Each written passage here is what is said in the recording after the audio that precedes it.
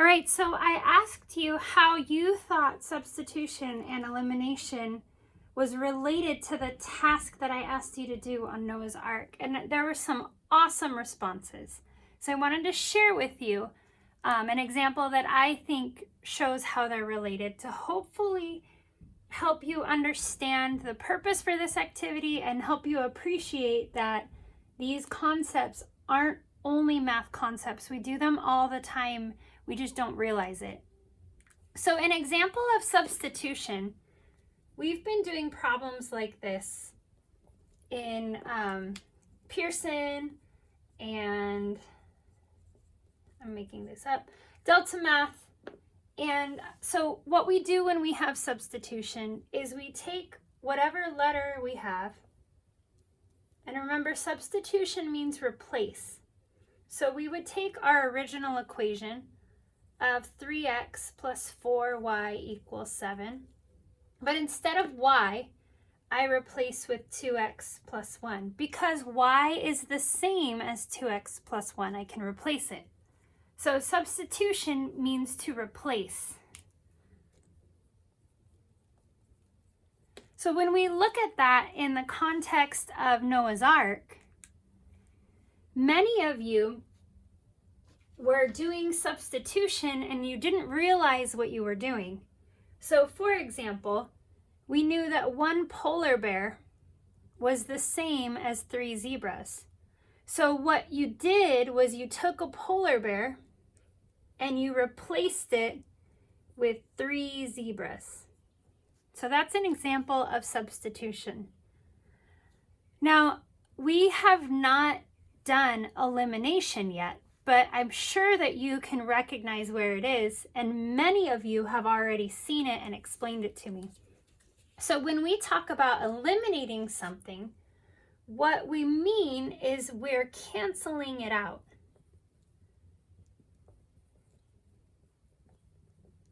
And so when we do elimination, we have an equation like this: x minus y equals 7, and x plus y equals 3.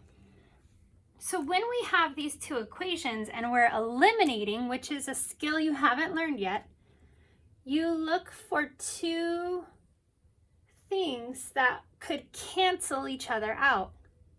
We have a negative y here and we have a positive y here. And because they are the same value, one is positive and one is negative, if we were to add them, they would eliminate each other.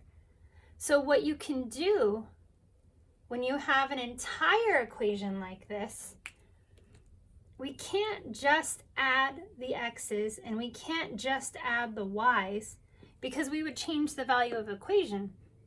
But we can add the entire equation together and we get x plus x is 2x. And negative y plus positive y cancels out. They eliminate each other. And then 7 plus 3 is 10. So what we did is we eliminated the y's and we got down to one variable. And remember, our goal in substitution and elimination is to getting down to one variable. So by doing that, we now have an equation 2x equals 10 that's really simple to solve.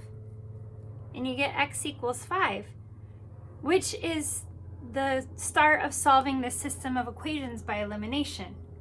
So when we look at Noah's Ark in terms of elimination, we're looking for an opportunity where if you were to take off one on one side, you could take it off on the other side because they are equivalent. So I think this row does a really good job showing that things are equivalent.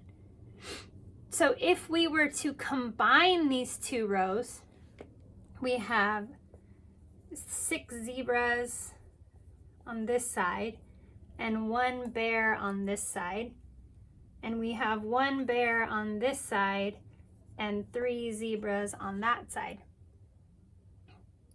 And the question mark, there we go. I knew I forgot something. And if we were to look at this with the lens of elimination, we could add these two equations together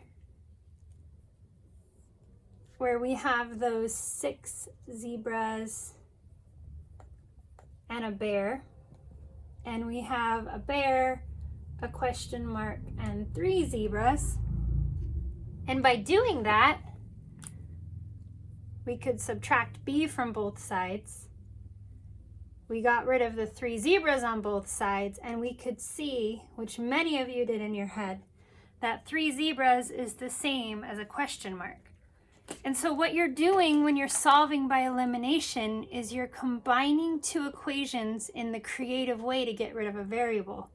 So we combined 2 equations that allowed us to get rid of our bear and get down to 1 variable. So hopefully this helped. We're going to do a ton with elimination now that we're done with substitution, and we're going to see easier ways to solve equations when they don't look like they would be handy for substitution. So that is what's coming up next.